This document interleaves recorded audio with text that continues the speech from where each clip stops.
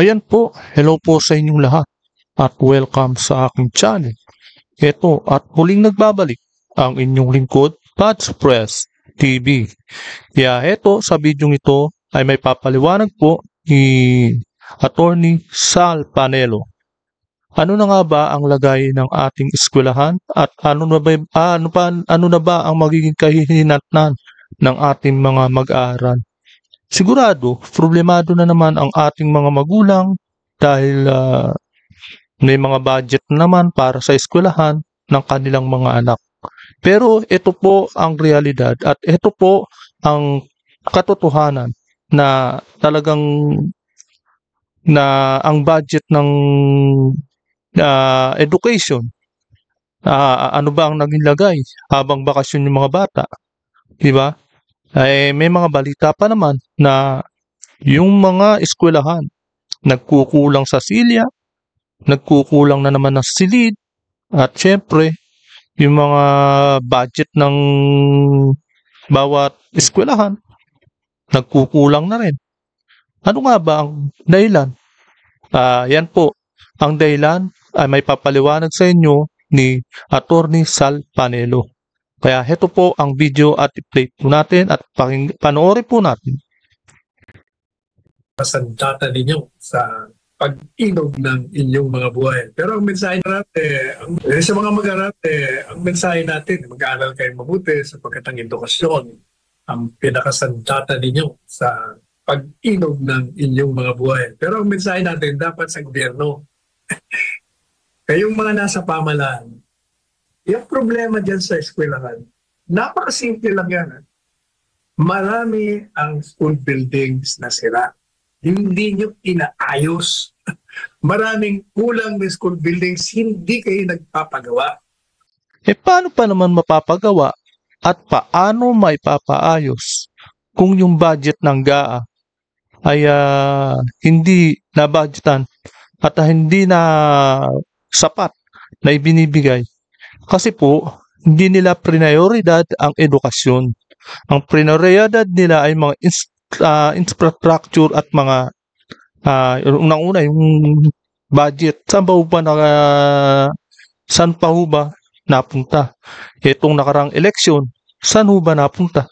Di ba ginamit itong nakarang eleksyon? Halimbawa na lang ang AKAP, AX, TUPAD. Napakalaking kalukuhan po ang ginawa ng gobyernong ito. Kaya ito po. Meron namang pera, ninanakaw lang ng mga tiwaling opisyales. Yun, dapat nandun ang focus ninyo.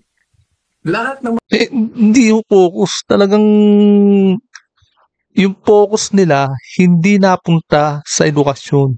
Ang focus nila ay napunta sa eleksyon. Yan po ang naging focus nila. Talagang pinaghandaan talaga nila yan eh. Mukhang yung mga budget ng eskwelahan ay napunta sa budget ng eleksyon. Nakaraang mga opisyales, napabayaan niya. Unang-una pa dyan, yung sinasabi natin, ang kailangan ng edukasyon. Libre! Dapat talagang libre sa lahat yan. Noon pa man libre na eh. Diba? Ewan ko lang ngayon, bakit hindi ko nga alam kung paano nangyari yan eh. Paano ng mga 1970s, 1980s. Yan. Libreng-libre ho yung mga eskwelahan, elementary, high school. Ang may bayad lang talaga sa atin, di ba? Miscellaneous. Yung mga activities, ganyan. Huwag mo nang pagastusin yan. Kaya nga, ang tao ay nagbabayad ng buwis eh. Ninanakaw lang eh. Yan ang ating mensahe sa gobyerno. Gawin nyo para magkaroon ng magandang kinabukasan ng bansa natin. Kaya hindi tayo umulan. Paano umulan ng bansa? Kung majority, walang aral. Diba? Tingnan nyo, Singapore. Kaya nga diba, ang kabataan ang pag-asa ng bayan. Paano maging pag-asa ang bayan kung yung kabataan natin hindi nga nag-aaral? Maraming kabataan ngayon, wala nang talagang hirap na hirap. Walang, syempre, pamasahe, walang baon. Paano? Tapos walang laman ng tiyan. Ano mangyayari? Diba? Papasok pa ba yung tinuturo sa utak nila? Kumbagay nangangalam yung tiyan nila? Wala doon. Pinag-aaral ng presidente nila, si Lee Kuan Yew, siya maging presidente. Libre. Kaya tingnan niya naman. Tayo hindi. Pinapanatili nating bangmang ang karamihan. Kaya nga eh. Buti pa nga ako sa ibang bansa. Grabe ang pagpapaaral sa kanila. Libre pang ang pamasahe. Sa Japan, sa lahat, sa Singapore, sa South Korea. Talagang nakakaingit po ang mga taga-ibang bansa.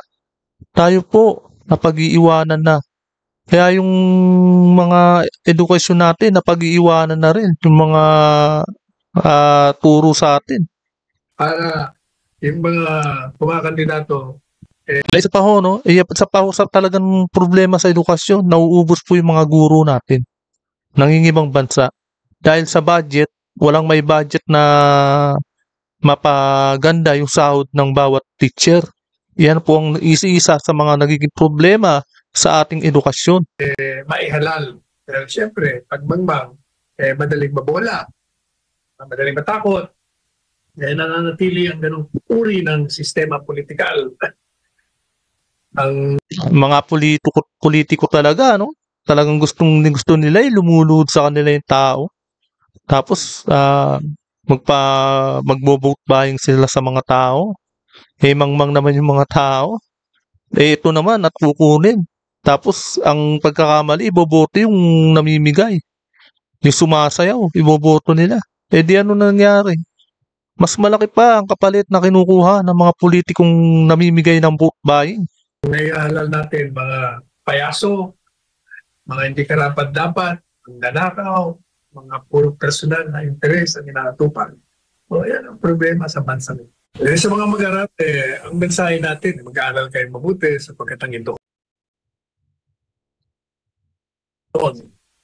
Ayan po, napanood po natin at ang mensahe at ang salaysay ni Attorney Sal Panelo. Mahalaga po yan dahil pasukan po ngayon. Mahalaga rin yung mga pinagsasabi niya. Kaya eto lang no, sa susunod na pagbabudget ng year of 26, kailangan mabantayan ng mga bagong halal na senador ang GAA na ibabudget. Kailangan nangunguna ang edukasyon. Pero talagang dyan na dyan talaga ang tututukan ng mga bagong senador ngayon sa 20th Congress. Sigurado ko. Pwede na rin yung mga talagang yung mga 20th Congress na dyan sa Kamara. Baka iba na rin yung mga nanalo eh. Dahil yung mga taga-Quadcom na mga bata ni Tamba, nagsilaglagan, nagsibagsakan na eh. Lalo na yung pani si Zamora. Grabe, no? Ito, at ito naman ang pangalawang video na mapapanood po natin at tungkol sa impeachment ni Inday Sara. Judges na yan ay magpakita ng kanilang bias. Kasi wala pang impeachment court. Kaya unang-una, hindi mo may iwasan na ang mga yan, mga senador na judges na yan, ay magpakita ng kanilang bias. Kasi wala pang impeachment court. Prior to that, na mga senador sila, dati na silang iba't ibang kumakatawan sa kanilang partido. Kanilang mga, iba ang kanilang mga political persuasion. Iba naman kasi talaga yung ano nila, yung kanya-kanyang partido. Kaya kung sinong mahawak ng partido, doon sila. Kung sino namumuno sa partido, doon sila.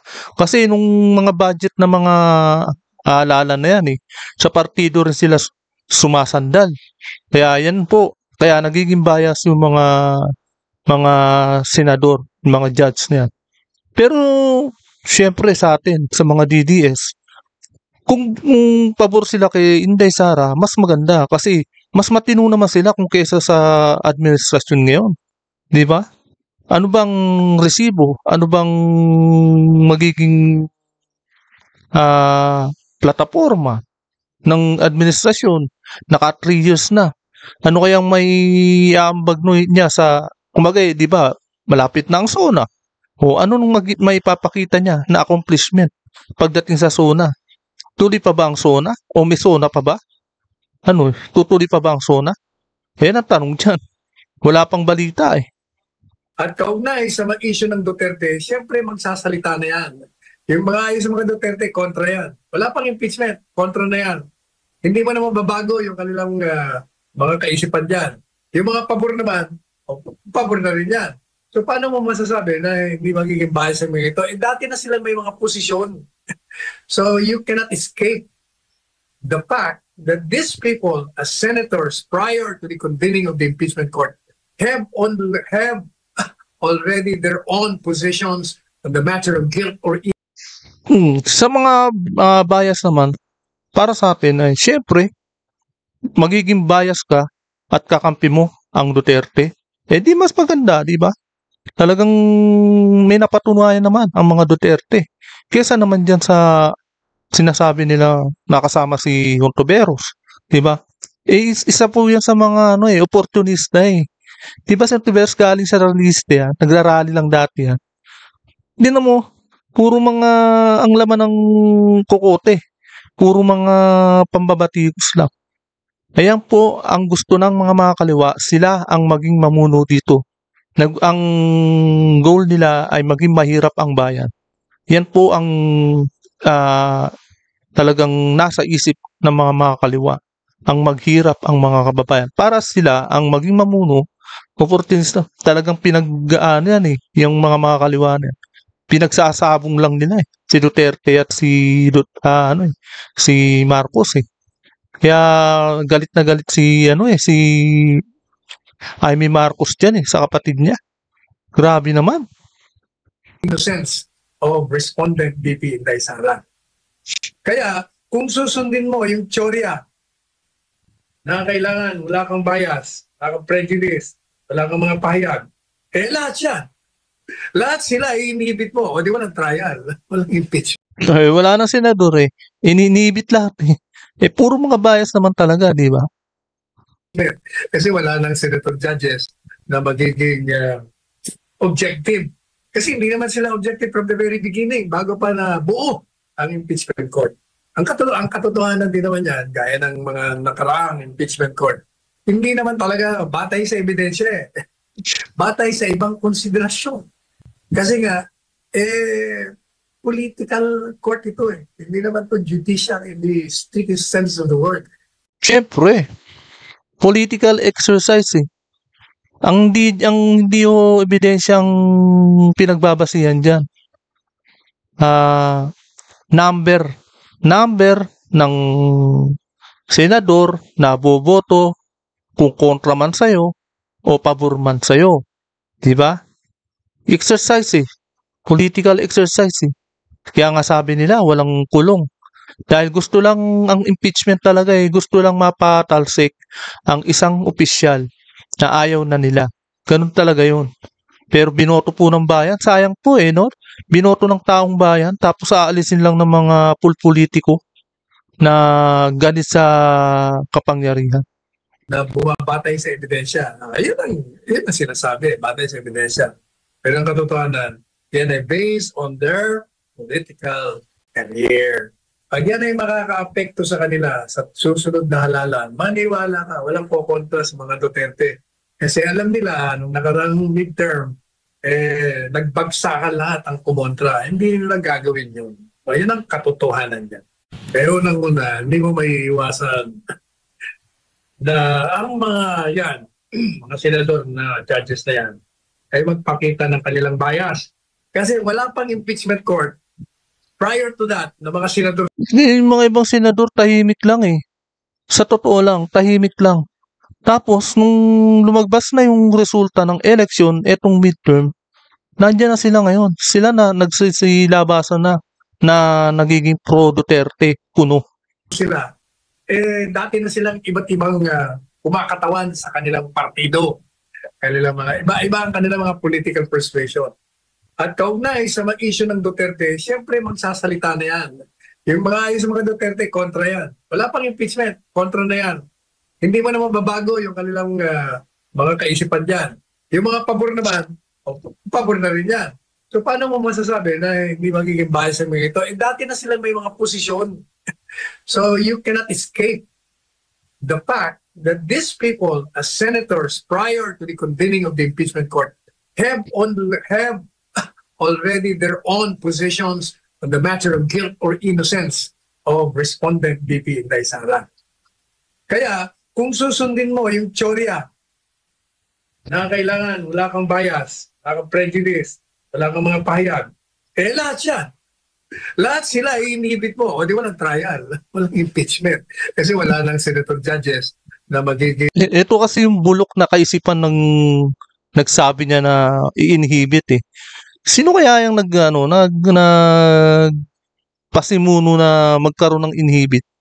Di ba yung mga makakaliwa rin, yung mga nagrarally sa gitna ng kalsada, sila yung mga maiingay dyan eh. Iyan yung sinasabi nila eh, na ipa-inhibit daw yung mga bias na senador. Palibasa kasi, opportunista nga sila. Kaya gusto nila mawala yung mga senador. Gusto nila sila yung pumalit. Objective. Kasi hindi naman sila objective from the very beginning bago pa na buo ang impeachment court. Ang katotohanan din naman yan, gaya ng mga nakaraang impeachment court, hindi naman talaga batay sa ebidensya eh. Batay sa ibang konsiderasyon. Kasi nga, political court ito eh. Hindi naman ito judicial in the strictest sense of the word na bumabatay sa ebidensya. Yun ang sinasabi, batay sa ebidensya.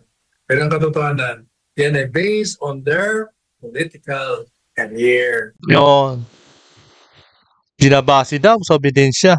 Especially kay Lacson. Si Lacson ang nagsabi niyan eh. Ibabase raw talaga sa ebidensya. Kalokohan talaga ang sinasabi niya. Diba? Kalokohan. Isang malaking kalokohan. Na kunyari lang. Isa rin siya sa mga diba? Naging tawag dito. Siya rin yung isang naging judge sa impeachment ni Corona. Isa siya. Na nangyari? After 10 years daw, diba? After 10 years, na natunaw din o nalusaw din yung kaso niya. Na-acquit. O, di ba? Ano ibig sabihin ng ebidensya? Ebidensya. Ang number ang ginamit nila noon kay Corona. By number. Palibasa, bayad. Pag yan ay makaka-apekto sa kanila sa susunod na halalan, maniwala ka, walang kukontra sa mga Duterte. Kasi alam nila, nung nakarang midterm, nagbagsakan lahat ang kumontra. Hindi nila gagawin yun. O, yun ang katotohanan niya. Kaya unang-una, hindi mo may iwasan na ang mga yan, mga senador na judges na yan, ay magpakita ng kanilang bias. Kasi wala pang impeachment court. Prior to that, na mga senador sila, dati na silang iba't ibang kumakatawan sa kanilang partido. Kanilang mga, iba-iba ang kanilang mga political persuasion. At kaugnay sa mag-issue ng Duterte, siyempre magsasalita na yan. Yung mga ayos sa mga Duterte, kontra yan. Wala pang impeachment, kontra na yan. Hindi mo naman babago yung kanilang mga kaisipan dyan. Yung mga pabor naman, pabor na rin yan. So paano mo masasabi na hindi magiging bias ang mga ito? Dati na sila may mga posisyon. So you cannot escape the fact that these people, as senators, prior to the convening of the impeachment court, have already their own positions on the matter of guilt or innocence of respondent BP Inday Sara. Kaya, kung susundin mo yung teorya na kailangan wala kang bias, wala kang prejudice, wala kang mga pahayag, lahat yan. Lahat sila i-inhibit mo. O di walang trial, walang impeachment. Kaya nga, may sarado utak nung naka-invento nung inhibit na yun. Yung nagsasuggest na yun. Talagang sarado utak eh. Kasi wala nang senator judges na magiging objective. Kasi hindi naman sila objective from the very beginning bago pa na buo ang impeachment court. Ang katotohanan din naman yan, gaya ng mga nakaraang impeachment court, hindi naman talaga batay sa ebidensya eh. Batay sa ibang konsiderasyon. Kasi nga, political court ito eh. Hindi naman ito judicial in the strictest sense of the word na bumabatay sa ebidensya. Yun ang sinasabi, batay sa ebidensya. Pero ang katotohanan, yan ay based on their political career. Pag yan ay makaka-apekto sa kanila sa susunod na halalan, maniwala ka, walang kukontra sa mga Duterte. Kasi alam nila, nung nakarang midterm, nagbagsakan lahat ang kumontra. Hindi nila gagawin yun. O, yun ang katotohanan niya. Kaya unang-una, hindi mo may iwasan. Ayan po, syempre, meron pa nga nagsabi na kailangan pagbutuhan daw ang pag-inhibit kala De La Rosa. Diba? Pinai-inhibit yan eh. Sabi naman ni Chis Escudero, hindi naman po may inhibit yan dahil pwede ang isang senador pwede yung matanggal sa ethics, kumbaga yung Committee on Ethics ng senador. Pwedeng hindi sa inhibit, pwede yung matanggal sa pagkasenador. Yun, para hindi makaboto, di patanggalin muna sa pagkasenador. Ganun ho talaga ang mangyayari. According to Chis Escudero, ha? Yan po ang sinabi niya. Kaya ito po, napanood po natin at narinig po natin ang salaysay ni Sal Panelo tungkol sa mga edukasyon, tungkol dyan sa issue ng impeachment. Kaya ito na po, hanggang dito na lamang po, at kung hindi ka pa nakakapag-subscribe, please subscribe my channel para lagi kang updated sa bawat upload ko. Maraming salamat po.